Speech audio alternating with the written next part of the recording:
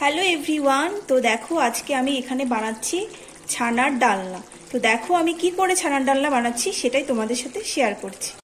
আমি এখানে দুধটা বসিয়ে দিয়েছি, বাড়িতে ছানা করে নেব। ফার্স্টে দুধটাকে ভালো করে ফুটিয়ে নেব, তারপর এখানে ভিনিগার দিয়ে ছানা কেটে নেব। দুধটা ভালো করে ফুটে গেছে, এবার এর মধ্যে দিয়ে দেব ভিনিগার। ভিনিগারটা দিয়ে ভালো করে নাড়িয়ে নিতে হবে। তো ছানাটা হয়ে গেছে, দেখো মধ্যে ছেঁকে নেব। তো এখানে ছানাটাকে আমি ঝরিয়ে ভালো করে নিয়ে নিয়েছি। এবার এটাতে দিয়ে দিচ্ছি পরিমাণ মতো লবণ, কিছুটা পরিমাণ চিনি, খানিকটা দিয়ে দিচ্ছি ময়দা।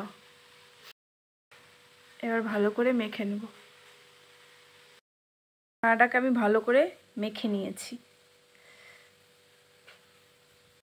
আমি ভালো করে মেখে নিয়ে এখানে গোল করে কোপ্তার সাইজে করে নিয়েছি।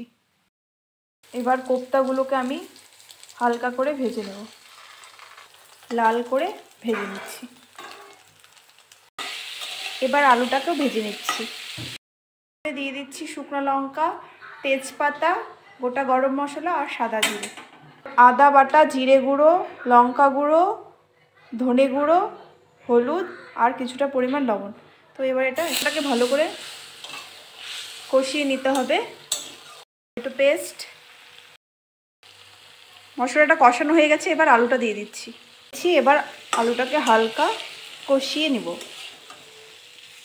হয়ে গেছে। এবার পরিমাণ মতো এখানে আমি গরম জল দিয়ে দিচ্ছি। তো ঝোলটা ভালো মতো ফুটে গেছে। এবার আমি এই ছানার কোপ্তাগুলো দিয়ে দিচ্ছি। প্রায় হয়ে গেছে। এখন দিয়ে দিচ্ছি গোটা গরম মশলার গুঁড়ো, এখানে দিয়ে দিচ্ছি ঘি।